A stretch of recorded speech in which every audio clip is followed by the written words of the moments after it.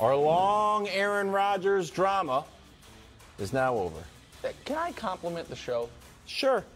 I'm so glad we didn't spend days and days pretending like this trade wasn't going to happen.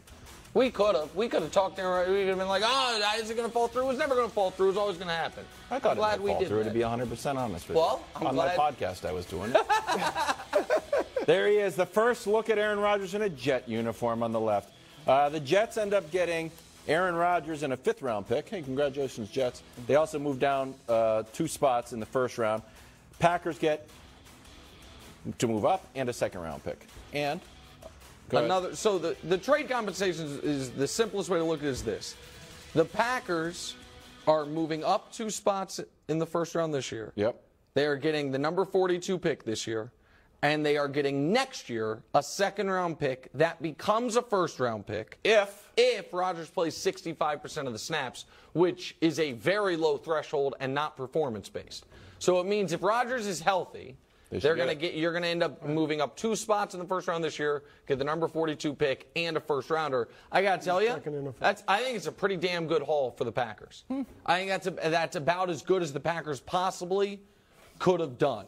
To move up 2 spots this year, which would have cost you like a 4th-rounder, a 2nd-round pick this year, and then likely a 1st-round pick next year. I like it a lot for the Jets or for the Packers. And even if he doesn't reach the threshold, that means something disastrous happened. You're glad to be rid of him, and you get a 2nd-rounder next year. So I think they're in good shape, bro. what's your reaction?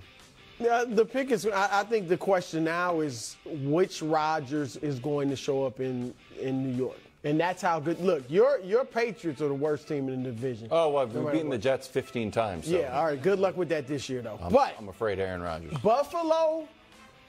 Let's see what Buffalo. I still with Buffalo, Miami, and the Jets. That is going to be a tough division again. Sorry, Wilds. I don't think Aaron Rodgers will turn it back to MVP level Aaron Rodgers, but the weapons obviously this year are better with Garrett Wilson, McCole Hardman, and his boy Allen Lazard.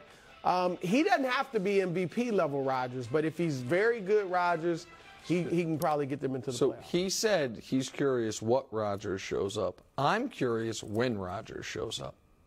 Trade's now done. Good point. Trade's done. After the draft, you start having these, you know what I mean? OTAs. You have a bunch of stuff. Obviously, you'll They're get the related. mandatory stuff. Because when he shows up, will tell us what Rodgers. Yeah. Right? So I'm really interested in because we didn't think that this would drag out past the draft, but we knew it could drag out past the draft. And I had said that I wasn't so sure if Aaron Rodgers minded if it drug out, as long as he eventually got to the Jets. But if it had dragged out, then he's not allowed to go to any of the. He's not going to go to off-season stuff for the Packers, obviously. And if he's not on the Jets yet, he can't do it.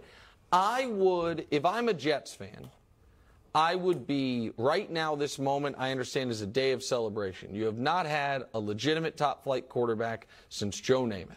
He had a year of Vinny Testaverde before he tore his Achilles, 1 good year from Chad Pennington. That's it. You had Brett Favre. You literally did the same thing. Favre was good for him. Favre did not deliver them top-flight quarterbacking. Okay. And so early on. He did for the first 12 games of the year, then hurt his shoulder, and then played better with the Vikings. Let them be excited for today. No. They should be excited today, Wilds. However, if he doesn't show up to the optional offseason stuff, my excitement would probably end there. Because you need a fully engaged, fully bought-in Aaron Rodgers to have any shot in that division. You're just raining on the Jets parade. What are you thinking?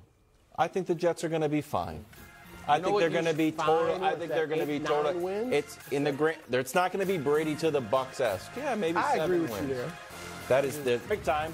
But instead of fast break, we're just more. It's more of like just one drive. Here's the bad news for Bucks fans. Jimmy and the Heat have been great. A little too great, if you ask me, bro. It's got a little regression to the mean. Yep. Regression to the mean? What's that? Okay. What am I on TikTok? Heat offense this season. Regular season, pretty woeful. Then all of a sudden, the playoffs. If only someone could have seen this coming. You claim that? What? Oh, so they win in this series? No, I never. No, but he's big on regression to the mean stuff. Whenever I say that, I am big on the fact that the Heat are a totally different team come the postseason. That the Heat were the team no one wanted to play in round one. Yeah. Brew kept laughing at me, and they're up 2-1. You know who guess was who's the back? team no one wanted to play in round one? Who? The Knicks. Oh, well, we're weren't ask talking about Cleveland that. who they like to play we in weren't round one. talking about them as the God, odds. look at this guy. Yeah, he's back. Hello, guess who's back?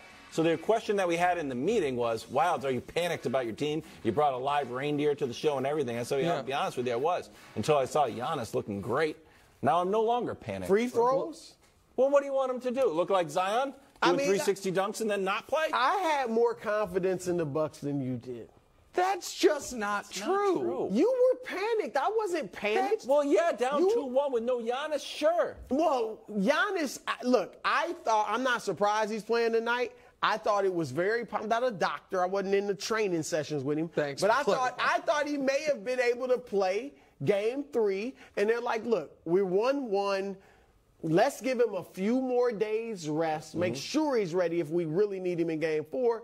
And so, not that they want to lose game 3, but, you had a little cushion. This is a must-win. And so now, this is absolutely a must-win, but I think it will be a must-win because, as you said, they will regress to the mean.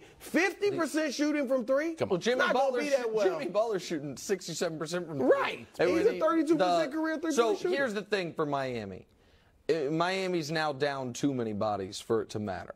Because Tyler Hero obviously is out. The Oladipo thing was sad. Yeah, it was. Oladipo said it's over. Career? I'm saying when he got He's hurt, had a lot of, he grabbed his knee and said to his teammate, it's over. Now, I don't know what he's talking about, but he clearly knew he had that same knee repeatedly. And listen, the guy was number 2 pick of a draft, 10-year career, but injuries have marred this part of it.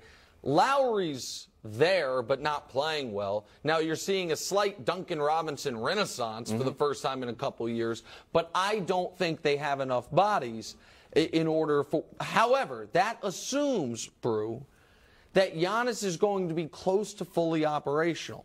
Because what you guys are saying, I think is true, which is Giannis could have been pushed to play game 3. They were extra cautious. They lost. However, I'm not going to remove as a possibility that it's not that at all. That Giannis was not able to play game 3 and is not going to be fully ready tonight, but that they are going that they are going to push him there, Brew, because we have to win this game. So it is a must-win. There's no doubt. Yeah. What's up? Well, this is a big day. You know when I do this? What's going on? Aaron Rodgers traded. We'll be back after the break to discuss. Okay. I'm going to go research. Wow. Let's do it.